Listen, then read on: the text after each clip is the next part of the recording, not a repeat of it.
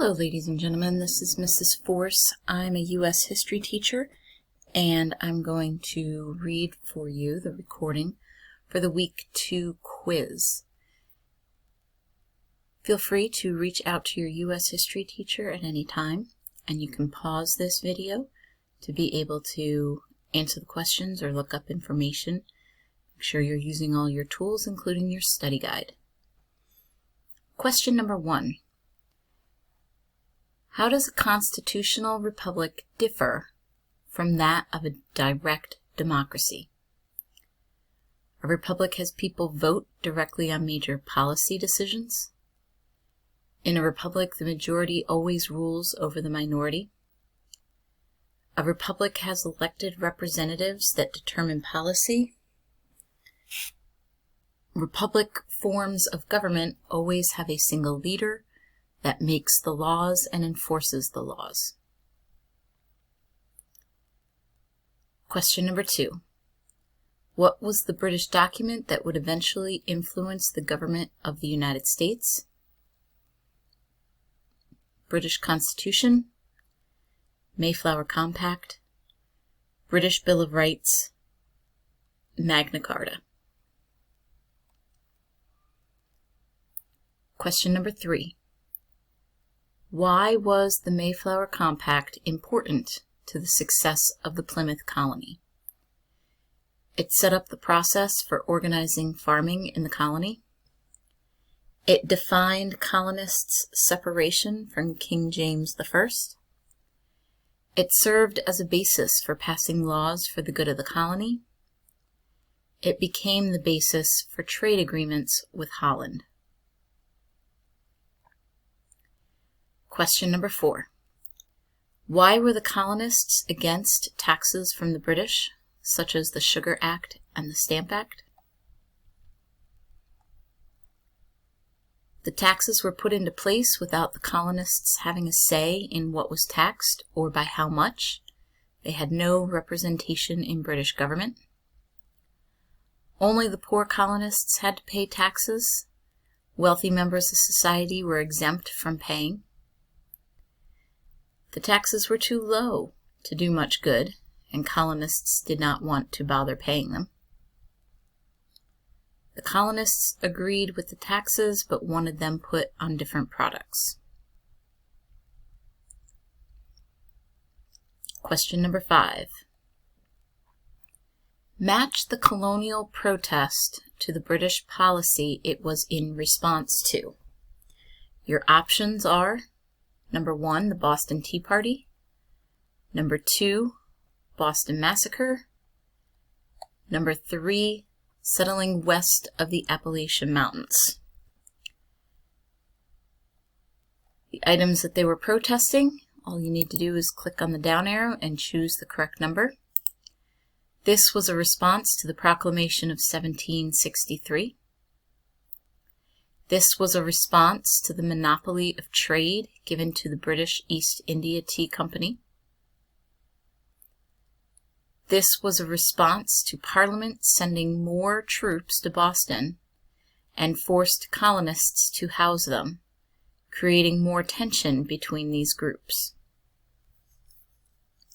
Remember, choose the best answer and by selecting the number to the corresponding response. Question 6. What action did the colonists take in September of 1774 in response to their grievances with Britain? They began a series of meetings with Native American tribes to build a power base. Representatives from 12 colonies met at a Continental Congress in Philadelphia. They forced the British to send all their troops home and barricaded ports against their return. A colonial representative was sent to King George III to tell him the policies were not working. Question number 7. What was the Enlightenment? The Enlightenment was the time period after electricity was discovered and people used this invention to enlighten their homes. The Enlightenment happened in the mid-1700s and was a renewed interest in religion. It means rebirth, and it was a time period where art and culture was reborn in Europe and appreciated more.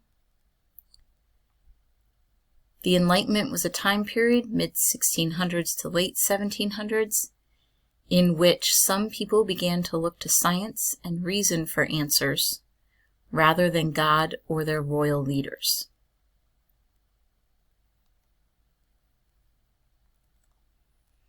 Question number 8. Who wrote the first draft of the Declaration of Independence?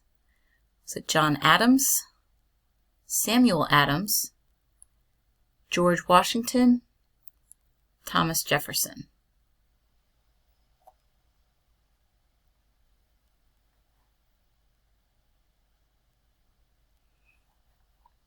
Question number 9.